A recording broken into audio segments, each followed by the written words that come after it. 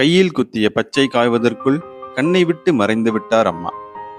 தன் அம்மாவின் மீது கொண்ட அலாதி அன்பால் விஜயலட்சுமி என்ற அவரது பெயரை தாய்லாந்துக்கு சுற்றுப்பயணம் சென்ற சமயத்தில் தன் இடது கையில் பச்சை குத்தி கொண்டார் மகன் சூர்யா. அதை ஆசை ஆசையாக அம்மாவுக்கு காட்டலாம் என்று திரும்பி வந்த தினத்தில் அம்மா மண்ணில் புதைந்தே போனார் என்று துடித்து அழுகிறார் 25 வயது அன்பு மகன்.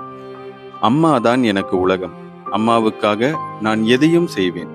அதனால்தான் விடுமுறைக்காக சென்றிருந்த நேரத்தில் தாய்லாந்தில் பச்சை குத்தும் எண்ணம் வந்தபோது அம்மாவின் பெயர்தான் என் மனதில் பளிச்சென்று தோன்றியது. அதை பற்றி அம்மாவுக்கு சம்பவ தினத்தன்று விடியற்காலையில் தான் சொன்னேன். அதை நேரில் வந்து அம்மாவிடம் காட்டுவதாகவும் கூறினேன். ஆனால் அதை காண அம்மா இப்போது இல்லை என்று கதறுகிறார் சூர்யா. மறுநாள் இந்தியா செல்ல வேண்டியதால் தாய்லாந்திலிருந்து அன்று காலைதான் மலேசியாவுக்கு புறப்பட்டிருக்கிறார் சூர்யா.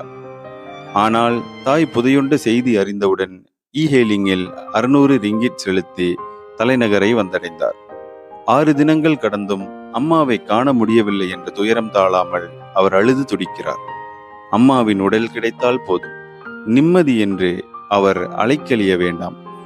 இந்தியா ஆந்திராவில் உள்ள குப்பம் கிராமத்திற்கு என் தாயை கொண்டு போய்விடுவோம் என்று ஓயாமல் அரற்றிக் கொண்டிருக்கிறார் சூர்யா.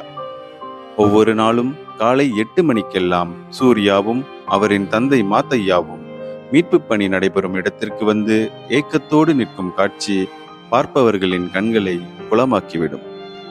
இந்தியர்களின் இதய குரல் மக்களோசை.